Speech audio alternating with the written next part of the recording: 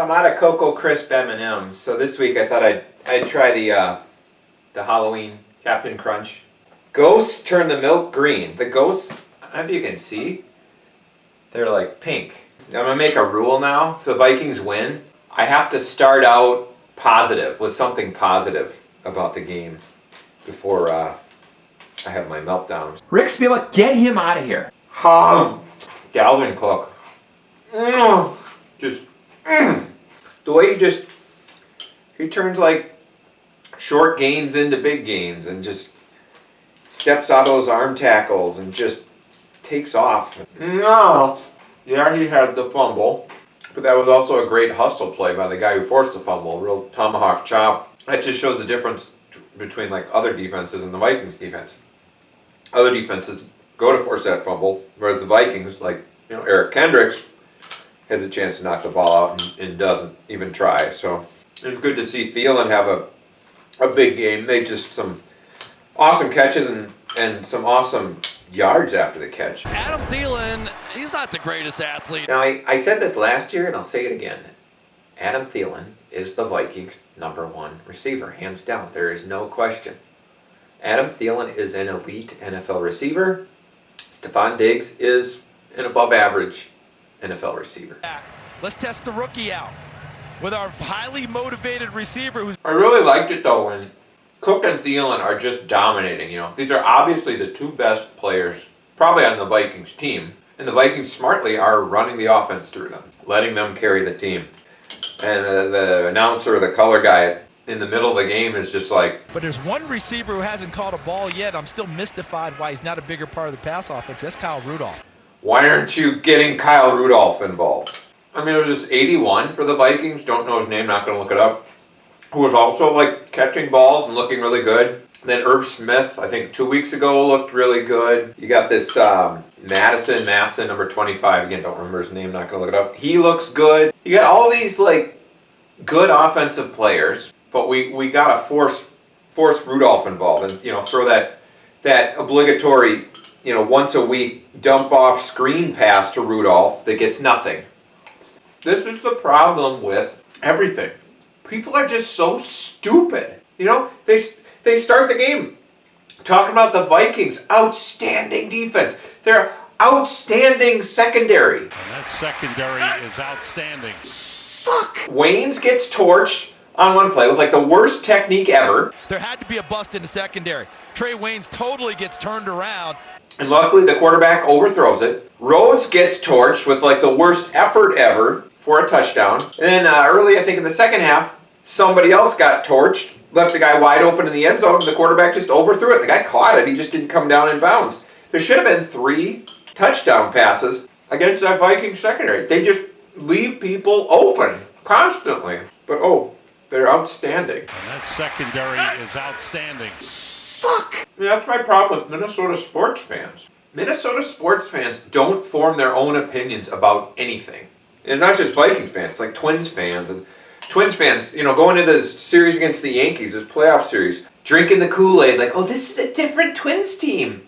It doesn't matter that they didn't spend any money on pitching, and they're gonna go in and beat the Yankees at Yankee Stadium. You know what happens was they outscored 18-6 in those 2 games? I'm shocked. They're like, the Twins started like a milk truck driver in game 2. It's like, they'll beat the Yankees at Yankee Stadium. But those are Minnesota sports fans. They don't think. Whatever garbage they're told, they eat up, Xavier Rhodes is a shutdown corner, they hear. Well, okay. You watch every game, you see Xavier Rhodes getting torched, you see him not giving any effort, you see him out of position, you see him holding, you see him getting pass interference, you see him kicking penalty flags that are thrown against him.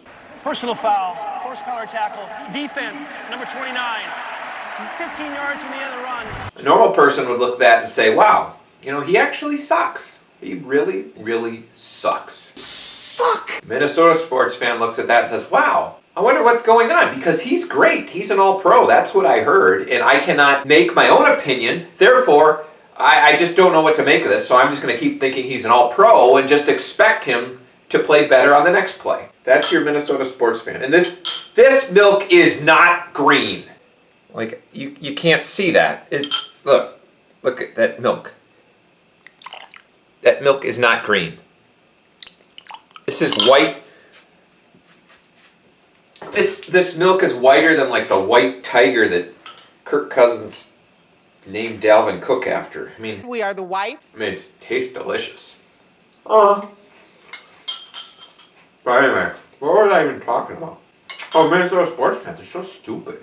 Like, everybody wants to gang up on Kirk Cousins, and that's what I did last year. Kirk Cousins he just doesn't have it. When it was obvious to me and anyone who had a brain that this is how he is. I like that shot of Eli Manning talking with the rookie.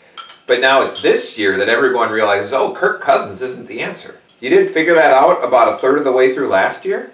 Oh, because now the media is telling you that. So, you can now think that. You don't have to make up your own mind about that. So when is the media going to stop calling Xavier Rhodes All-Pro, All-World? Xavier Rhodes, the outstanding cornerback. All 10-yard cushion on 3rd and 3. All-Pro, All-World, all 10-yard cushion on 3rd and 3.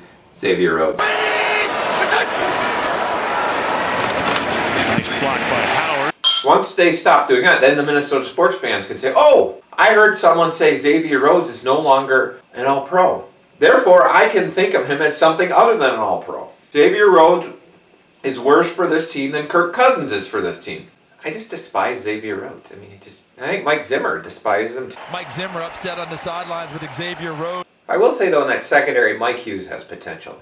Looking for the football, and Hughes gets his head around and makes a play on the football. He has burst, he has explosiveness, he has athletic ability. He made some plays, almost made a couple interceptions. And it was like, they were really athletic plays. Like, can you imagine Xavier Rhodes making any sort of play like that? No, because he's freaking fat and slow. But the outstanding defense, there was zero pass rush on a lot of third down plays, which allowed drives to be extended. Again, the defense can't get off the field for long stretches of time, partly because Xavier Rhodes is getting penalties to extend drives, or Trey Waynes is getting penalties to extend drives. That outstanding secondary. The Vikings offense was better than they were the week before against the Bears. Put up a ton of yards, but it only led to 2 touchdowns. Still a little meh. You get all these yards, but you can't get in the end zone. Part of it is, Cousins fumbles the snap on like every 5th snap. A little bit, and I think it threw us. See right there? And it threw him off a little, and then McIntosh just pushed the pocket. The Cook fumble, that didn't help. This is the way it is with this team. Every time they get some momentum on offense, there's a penalty. They are 2 doing it fouls well. against the offense on the play. That kills the momentum. Vikings on the move. And they stop the play. They find a way to screw up. Or it's dumb play calling near the goal line, like a toss sweep to Dalvin Cook from like the 3-yard line that, of course, didn't get in the end zone. Riley Reef, doesn't block a guy. We always have a guy to make the stupid play to screw us, to shoot ourselves in the foot. We always have that guy. And against the Giants, it doesn't matter, because they're going to let you win. Against good teams, you lose. That's why they never beat good teams. Because at some point, you have to be able to drop back, stand in the pocket, and make a throw.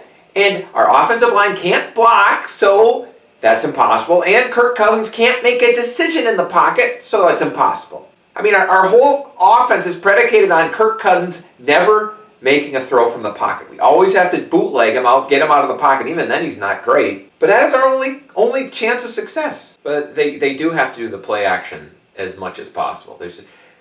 They probably should never, this should be a rule, never, ever allow Cousins to do a straight drop back. Never allow him to stand in the pocket, ever. Number one, the pocket lasts about 1/8 of a second because Riley Reef will get blasted into him. But he cannot think in the pocket. He can't make quick decisions. You got to get him out of the pocket every play. It's not a recipe for success, I don't think, but it's definitely a recipe for disaster to have him in the pocket. Will they play the Eagles next weekend? I don't know. That's kind of a coin flip, I'd say. If Cousins can manage to fumble less than 5 snaps, maybe they win. But we'll see. My ex-wife shaving her legs award for something that happens once a year. There was a play where Everson Griffin kept contained on a play, which I think that happens actually less than once a year. There was Xavier Rhodes breaking up a pass. Actually, he broke up an interception by Harrison Smith, so it wasn't necessarily breaking up a completed pass to the opposing team. The winner, though, of course, it wasn't in the Vikings game, it was in the Packers-Cowboys game. There was a Packers offensive lineman who was called for a holding penalty. Flag on the play. Back to their offense. Offense number 74. Again, I don't think that even happens once a year. It's kind of like, like Halley's Comet, once every like 75 years or whatever. I didn't even know it was possible. The award for the weekly offsides on third down that extends a drive to the opposing team. That, of course, goes to Everson Griffin. He has a propensity for that.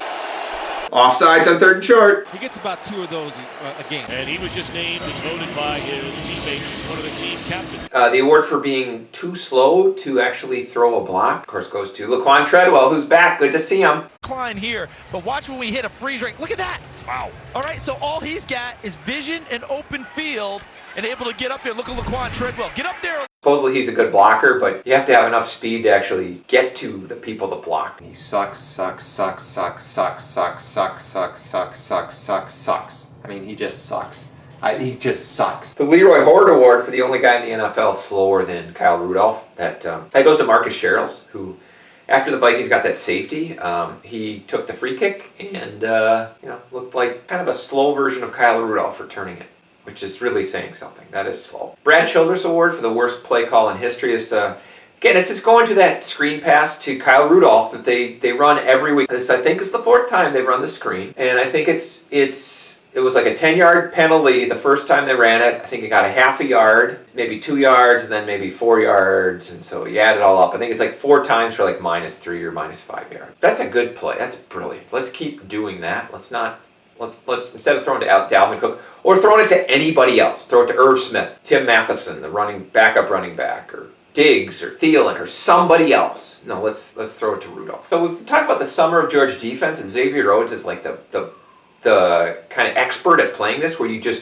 don't give any effort on defense and you get the opposing offense to just like fall asleep, basically. Their body falls asleep and they can't function anymore, and that's how you have success on defense. I think we saw actually the summer of George offense this week, and that was that screen to Rudolph. And I understand what they're doing. They ran the screen to Rudolph, it got nothing, and the next play they threw a pass, I think it was a screen to Cook. For Cook to get a big gain, that doesn't necessarily mean the defense has fallen asleep, because Cook can do that even against a defense that's trying, but I gotta believe there's something there.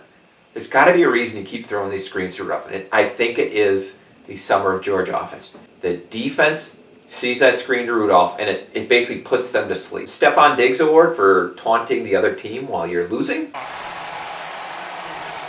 Another critical mistake by the Vikings. That goes to number 27 for the Giants. Don't know his name, not going to look it up. But I think the Giants were losing 18-10, and he made some tackle, I think, and then he stood over the guy he tackled. Yeah. The understandable collision of the week, this goes to Harrison Smith, who ran right over Xavier Rhodes early in the game, and what a shock. Rhodes acted hurt after he got run over. But I understand why Harrison Smith ran right into him, because Harrison Smith was running very close to the guy that Rhodes was covering. You just assume that Rhodes is at least 10 yards from that guy. So there's no way you should be running into Rhodes if you're within 10 yards of the guy he's covering. And last, the Mike Zimmer Award for an idiotic challenge. That goes to Mike Zimmer. Just another stupid challenge this week, where Trey Waynes blatantly interferes with the guy. I mean, Waynes is way out of position. He's torched. But Zimmer throws the challenge flag. There's no chance it's getting overturned. After review of the play, the ruling on the field stands as called. Minnesota will be charged with its first timeout. So it looks like 9-7 is within reach again. I mean, it's the Kirk Cousins record. I don't know if it'll be 9-7 or 8-7-1 like last year, but they will lose 7 games. We know that. It's just a question of how many they win and how many they tie.